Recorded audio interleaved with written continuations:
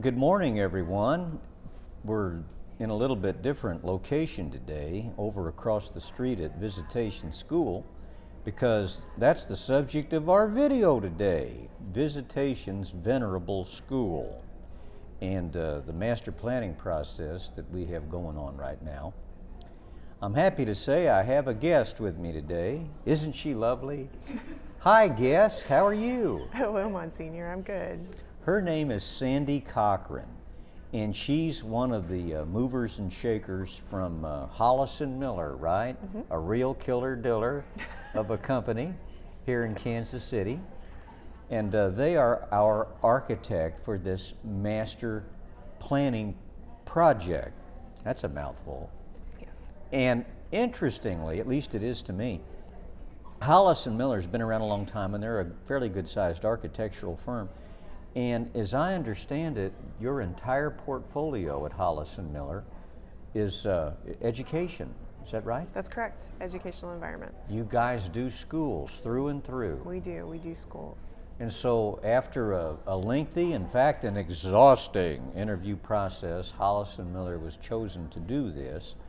And they're, kind of getting some traction and getting well underway with things. And so Sandy Cochran, our guest, has decided to kind of bring us up to date on things. Isn't that right? Yes. Okay. So, Sandy, generally speaking, why don't you describe what you and your Hollis and Miller company have been up to? Sure. So after we were invited and awarded the opportunity to help Visitation School with a master plan, our process is lengthy as well, but for good reason. What we do is we start out with asking what the goals are for the school, long-term goals as well as short-term, and then we start an engagement process where we work with school leadership and the parish as well to find out what we can address directly through what is here existing and what could possibly be added later. We work with staff, students, community members, and leadership as well to find out if all of those goals can come together into one cohesive plan.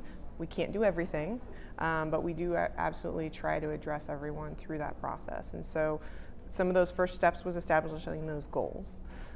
Second step was doing an overall building assessment where we walked through the building and the grounds, parking lot, playground, all throughout and looked at what needed to be upgraded, what may be broken or needs to be repaired, and create an assessment list from that. And then we put that together with the goals and those long-term ideas and bring those back to the group and say, this is what we're seeing.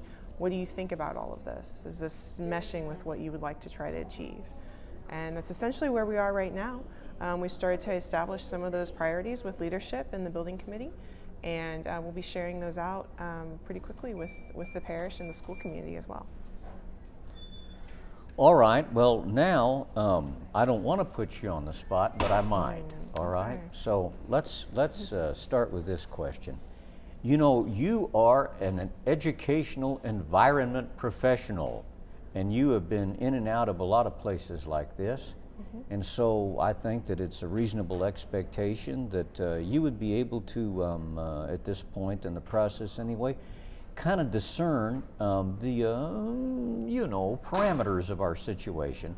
I want to know from you, what do you see as our greatest challenges? As you look at this place, what do you think we need?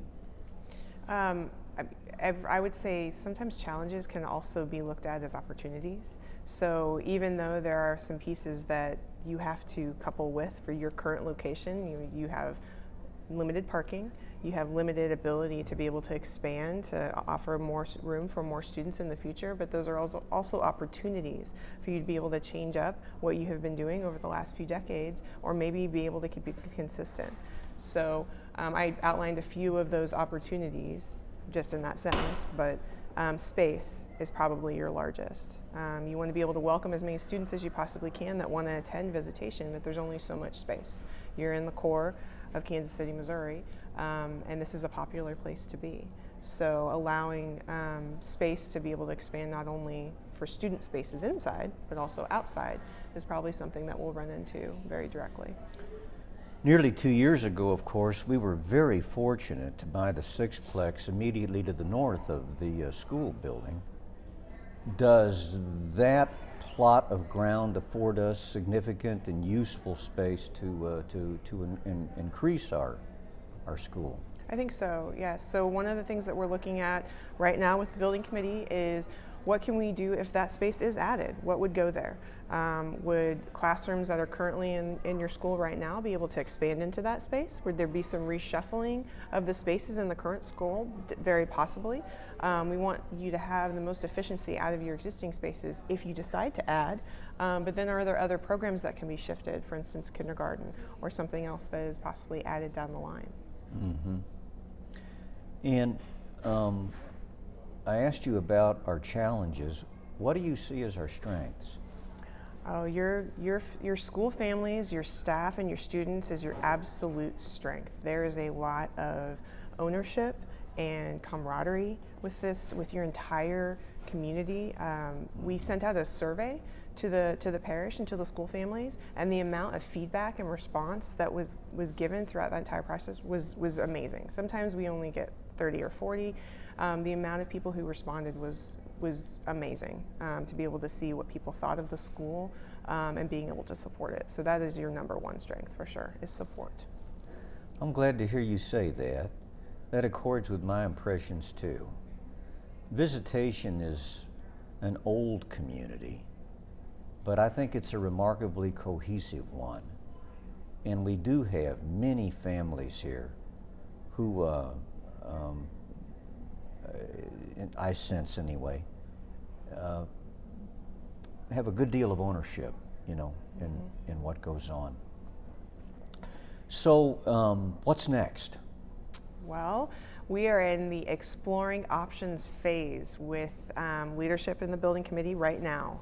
So actually tonight we have a meeting where we're going to start going through some layouts of what it could look like if we start to reshuffle some spaces, do some enhancements to the existing building, and start to look at real options of what the committee can consider for future renovations and additions. And aren't we pretty soon, maybe already have scheduled a meeting to involve our parents and potential parents to discuss these things? We have, yes. So April 19th is a town hall where we're inviting the school families and future school families to attend and hopefully give feedback on the process so far and be able to gain knowledge of what we've been doing in a little bit more detail than we've been talking about today. So we'll have diagrams to show and real feedback on enhancements that are needed for the school for the future. Ma'am. That's so important to me, to involve you moms and dads and prospective moms and dads too, because after all, you are the folks that will be paying for it. Whatever it is we decide to do, you're the ones who are going to have to pay for it. As I've said to you in communications in the recent past, we can do anything around here you want to. From scrape the thing off the face of the earth and start over to merely polish the doorknobs. The choice is yours. Not mine, dear friends, yours. So I hope you will take what Sandy said to heart and plan on attending that April 19th town hall meeting. Now I know in a school environment there are a lot of other things we could discuss, but this meeting's not for those things. This is just about the school master planning process, and I sure do hope to see a lot of you there. That meeting will be in Ty Hall if you want to mention that. Thank you, producer. I appreciate that very much. Deuce has told me to tell you that the town hall meeting will take place in Monsignor Arthur Matthew Ty Hall.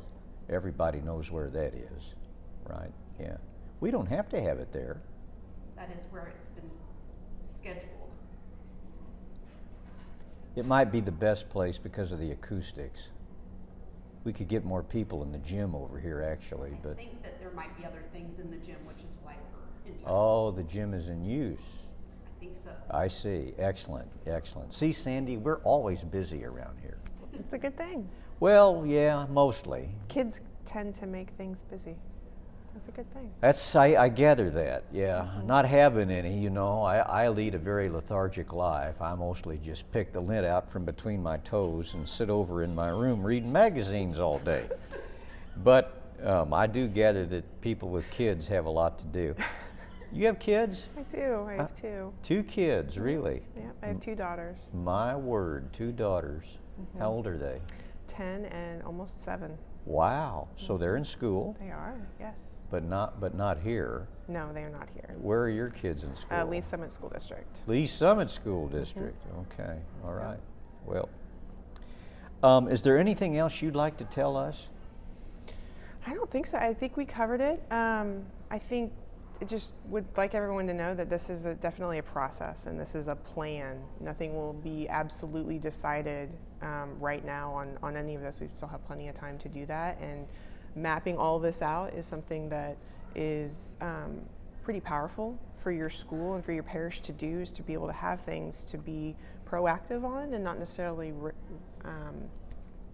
reactive as things come up. You know, when the roof needs to be replaced in 2 years, or if we have doors that need to be done, those are all start to become part of that plan.